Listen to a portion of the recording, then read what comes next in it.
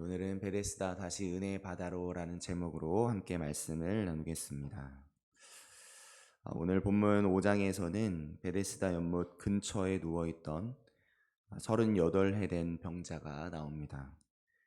예수님은 그가 누워있는 것을 보시고 이렇게 물으십니다. 내가 낫고자 하느냐? 낫고 싶어 여기 누워있으나 못으로 먼저 갈 수가 없어서 나을 수 없다는 그의 안타까운 대답을 들으신 예수님은 그에게 이렇게 선언하십니다. 일어나 내 자리를 들고 걸어가라. 그랬더니 어떻게 됩니까? 9절 보니까 그 사람이 곧 나아서 자리를 들고 걸어가니라. 예수님의 말씀으로 38년 동안 누워 있어야 했던 그가 자리를 들고 일어나서 걸어가게 됩니다. 할렐루야이십니까? 이런 예수님의 놀라운 선언이 우리 모두에게도 있게 되시길 예수님의 이름으로 축복합니다. 그런데 이후에 이어지는 본문을 보니까 정말 신기한 점이 있었습니다. 누워있던 자리를 들고 일어나 걷게 된 이 기적의 사람을 여러분 다시 한번 생각해 보시길 바랍니다. 이 사람은 어떻게 복을 받았을까요? 이 사람이 혹시 예수님을 만나기 전에 예수님을 누군지 알고 있었을까요? 그리고 이 사람 드디어 예수님을 만나서 38년 동안 치료받을 수 없었던 그 병을 깨끗이 치료받은 후에 자신을 치료해 주신 분이 예수님이라는 것을 당연히 알게 되었을까요? 그가 예수님을 알고 있었는지, 또 예수님께 치료를 받은 후에 예수님이 누구신지 알게 되었는지를 오늘 본문 12절부터 13절을 함께 읽어보면서 그 부분을 확인해 보고 싶습니다. 12절부터 13절까지 같이 읽어보도록 하겠습니다. 그들이 묻되 너에게 자리를 들고 걸어가라 한 사람이 누구냐 하되 고침받은 사람은 그가 누구인지 알지 못하니 이는 거기 사람이 많음으로 예수께서 이미 피하셨음이라. 예수님이 유대인들이 고침을 받은 그에게 와서 묻습니다. 너에게 자리를 들고 걸어가라고 한 그분이 누구냐? 그러자 그가 어떻게 했다고 설명하고 있죠? 고침받은 사람은 그가 누구인지 알지 못하니 라고 합니다. 고침받은 사람이 그가 누구인지 알았답니까? 몰랐답니까? 몰랐다고 하죠. 그러니까 이 38년 된 베데스다 병자는 예수님을 만나기 전에도 예수님이 누구인지 전혀 모르던 사람이었고, 뿐만 아니라 예수님이 찾아오셔서 자신을 치료해 주신 그 놀라운 역사를 경험한 이후에도 날 치료해 주신 분이 누구신지 알았다는 거예요? 몰랐다는 거예요? 몰랐다는 거죠. 이게 얼마나 신비하고 놀라운 일인지 모릅니다. 38년 동안 베데스다 연못 근처에 누워 있어야만 했던 그가 예수님을 만나고 치료받은 이 구원의 기쁨, 다시 일어섬의 기쁨을 누린 이 놀라운 사건의 장면을 여러분 다시 한번 차근차근 다시 한번 그려보시길 바랍니다. 38년 동안 누워만 있었던 이 베데스다 병자, 예수님을 알고 있었습니까? 아니죠. 전혀 몰랐습니다. 그러면 이 38년 된 베데스다 병자가 예수님을 위해서, 하나님을 위해서 뭔가 감동드린 일이 있었습니까? 전혀 없었죠. 그러면 그가 예수님의 이름을 알아서 혹시 바디메오처럼 주여 나를 구원하소서, 다윗의 자손 예수여 나를 불쌍히 여기소서 라고 외치기라도 했습니까? 그래서 예수님이 지나가시던 발걸음을 멈추고 그를 부르셨습니까? 전혀 그렇지 않았습니다. 그는 전혀 예수님을 알지 못하던 사람이었고, 예수님께 뭘 해드린 것도 없던 사람이었고, 날 돌보아달라고, 날 치료해달라고 간구하거나 예수님의 이름을 부른 적도 없는 사람이었죠. 그런데 그런 그에게 예수님도 모르고 예수님도 믿지 않았고, 심지어 예수님께 치료받고도 예수님께 치료받았다고도 생각하지 못하는 그에게 오늘 우리 예수님은 그런 그를 만나시고 그의 38년 된 고통과 아픔을 완전히 치료해 주시죠. 그의 끝없는 고통으로부터 그를 구원해 주십니다. 할렐루야이십니까? 이 조건 없이 부어지는 구원을 우리가 뭐라고 표현할 수 있겠습니까? 그냥 은혜라는 단어로는 안 되겠다 싶습니다. 와, 은혜. 이야, 은혜. 라는 말이 말밖에는 할 수 없겠다 싶습니다. 같이 한번 따라해 보시겠습니까? 네. 와, 은혜. 이야, 은혜. 감사합니다. 네. 그런데 여러분 아시죠? 이 베데스다 병자에게 베풀어 주신 이 놀라운 은혜, 그 은혜가 바로 오늘 여기에 모인 하나님의 백성이요, 하나님의 자녀들인 우리들에게도 똑같이 부어진 은혜라는 사실 말입니다. 네, 그렇습니다. 와, 은혜, 이야 은혜를 여러분 다시 한번 떠올려 보시길 바랍니다. 우리에게 부어주시려는 하나님의 사랑의 크기가, 그 구원의 크기가 얼마나 크고 넓은지 우리는 다 가늠할 수가 없는 거죠. 우리에게 그 은혜를 하나님이 부어주셨다는 이 사실을 정말 진정으로 깨닫게 되면, 실감하게 되면 정말 너무 놀라서 입이 다물어지지가 않는 겁니다. 하나님이 우리에게 부어주시는 놀라운 은혜와 사랑의 크기를 정말로 발견하게 되면 정말 헉 할 뿐이고, 정말 헐 할 수 있을 뿐이고, 주여가 저절로 터지고 할렐루야가 그냥 마음속 깊은 곳에서 터져 나오는 것이죠. 하나님이 우리에게 베푸시려는 그 구원의 크기는 우리의 이성과 우리의 상식으로는 다 이해할 수도, 다 공감해낼 수도 없는 엄청난 구원인 것입니다. 우리는 지금까지 하나님 앞에서 이루고 있었던 겁니다. 손을 이렇게 하나님 앞에 내밀고, 하나님, 혹시 우리의 손끝에 은혜 한 방울 떨어뜨려 주실 수 있으실까요? 이렇게 물어왔던 겁니다.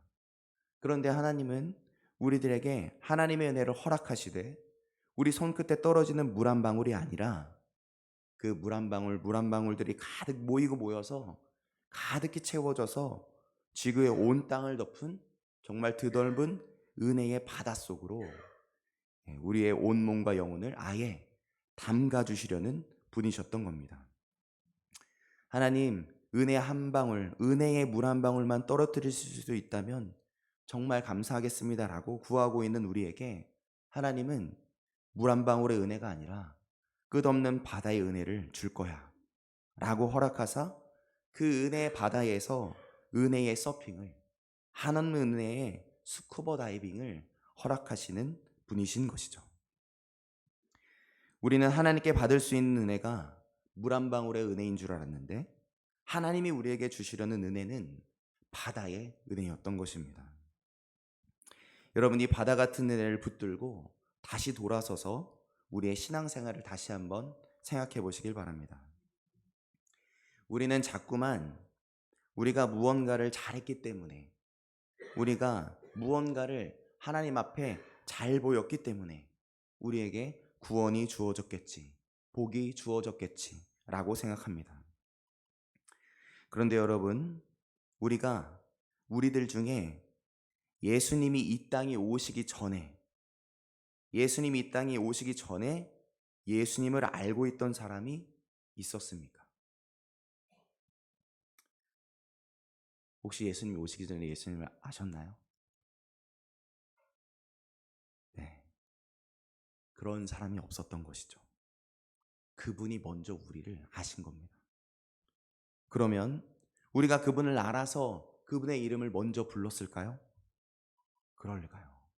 우리는 그분을 전혀 몰랐으나 그분이 우리의 이름을 먼저 부르신 겁니다. 그러면 우리가 그분을 먼저 찾았습니까? 그럴 리가요. 우리가 그분을 찾기도 전에 그분이 우리를 찾아주셨습니다. 여러분, 우리가 그분을 먼저 사랑했습니까? 그럴 리가요. 그분이 먼저 우리를 사랑하사 당신의 생명을 내어주시기까지 우리를 사랑하셨죠. 그렇습니다. 우리가 누리고 있는 이 놀라운 구원의 은혜는 우리로부터 시작된 것이 전혀 없는 겁니다. 오직 하나님으로부터 하나님이 계획하시고 하나님이 시작하시고 하나님이 일하시고 하나님이 완성해 가시는 것이죠. 그래서 우리의 구원은 전적인 은혜입니다. 그래서 와, 은혜고 이야, 은혜인 것이죠. 오늘 베데스다의 병자를 만나주신 예수님의 모습도 그 은혜 그대로를 보여주고 계십니다. 여러분 혹시 펜이 있으신가요? 네, 지금 펜이 있으시면 펜을 손에 들어보시고, 펜이 없으시면 손톱이라도 준비해 보시길 바랍니다. 손톱이라도 세우셔서 오늘 본문 6절을 한번 표시해 보면서 같이 읽어보려고 하는데,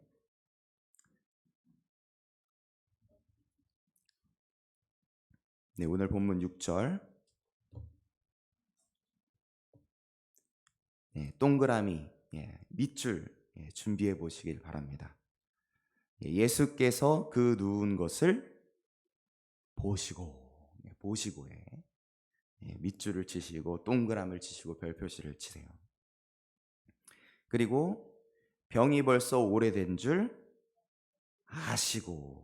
아시고에 밑줄을 치시고, 그리고 어떻게 하시죠?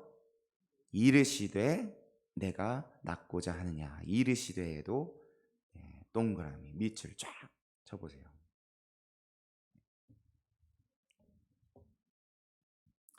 자, 첫 번째 동그라미 뭐죠? 보시고입니다. 여러분, 누운 병자가 예수님을 바라봤습니까? 아니면 예수님이 누워있는 병자를 바라보셨습니까? 예수께서 그 누운 것을 보시고입니다. 자, 두 번째 동그라미는 뭐죠? 아시고입니다. 누운 병자가 예수님께 자신의 상황을 설명해서 예수님이 그 상황을 아셨습니까? 아니면 예수님이 이미 그의 병이 오래되었음을 벌써 알고 계셨습니까? 예수께서 병이 벌써 오래된 줄 아시고입니다. 자, 세 번째 동그라미는 뭐죠? 이르시되입니다. 병자가 예수님을 불렀습니까? 아니면 예수님이 38년 된 그 병자를 먼저 부르고 말씀하셨습니까? 네, 예수께서 부르셨죠. 예수께서 이르시되 내가 낫고자 하느냐입니다. 여러분, 이 놀라운 구원의 역사에서 어느 것 하나 베데스다 병자가 먼저 한 것이 있었습니까? 전혀 없었던 거죠. 그가 예수님을 알기도 전에 예수님이 먼저 찾아가시고 먼저 보시고 먼저 아시고 먼저 이르셔서 부어주신 놀라운 구원, 그 구원의 역사가 바로 은혜로 그에게 부어진 것이죠. 요한일서 4장 10절에서도 그것이 무엇인지, 은혜가 무엇인지를 우리는 발견할 수 있습니다. 앞에 화면에 요한일서 4장 10절을 제가 준비해 왔습니다. 같이 한번 읽어보겠습니다. 시작. 사랑은 여기 있으니 우리가 하나님을 사랑한 것이 아니요 오직 하나님이 우리를 사랑하사 우리를 위하여 화목제로 그 아들을 보내셨음이라. 아멘. 여러분, 우리가 먼저 하나님을 사랑했습니까? 아니죠. 하나님이 우리를 먼저 사랑하셨습니다. 그렇게 닫혀져 있던 구원의 문을 우리 앞에서 완전히 열어 제껴버리신 겁니다. 여러분, 오늘 우리는 혹시 이 은혜를 잊고 좌절하고 있지는 않으십니까? 내가 자격이 되지 않는 것 같아서, 내가 뭔가 하나님께 이쁨 받지 못할 그런 모습을 하고 있는 것 같아서, 은혜의 물방울이 나에게 떨어지지 않을 것 같아서 걱정과 불안함으로 혹시 이 자리에 앉아 계십니까? 아니면 혹시 그 반대로, 혹시 오늘 우리가 남들이 갖추지 못한 어떤 자격을 갖췄기 때문에 이 은혜를 누릴 자격이 있다고 생각하며 우쭐거리고 계시지는 않으십니까? 무언가를 잘해서, 무언가 남들보다 열심히 해서 저와 여러분에게 어떤 공로가 있어서 구원을 받으신 건가요? 아니죠. 여러분, 아닙니다. 전혀 아닙니다. 우리의 공로는 전혀 없습니다. 모든 것이, 우리가 누리고 있는 이 모든 것이 주님의 은혜입니다. 나의 나된 것은 주님의 은혜인 겁니다. 죄인 중에 괴수인 우리들이 여전히 하나님의 사랑을 받고 누리며 살고 있는 것은 오직 하나님의 은혜입니다. 여러분, 그 은혜, 우리가 잊고 살고 있는 잊었던 그 은혜를 다시 발견하시길 예수 그리스도의 이름으로 축복합니다. 이 베데스다와 같은 아픈 세상 속에서 예수님이 먼저 찾아오시고, 먼저 아시고, 먼저 부르시고, 먼저 이르시고, 먼저 치료해 주시는 이 놀라운 감격을 다시 노래하며 사는 자들로, 다시 은혜를 기억하며 사는 자, 다시 은혜를 누리면서 사는 자, 다시 그 끝없는 은혜를 나누는 자들로, 그 은혜를 기뻐서 다시 노래하는 자들로 서게 되시길 예수님의 이름으로 축복합니다. 우리의 온 몸과 온 영혼과 온 인생의 걸음마다 그 은혜가 발견되어 주시고 누려져서 오늘도 다시 감사의 찬양이 터져 나오시는 우리 모두 되시길 예수 그리스도의 이름으로 축복합니다. 아멘. 기도하시겠습니다.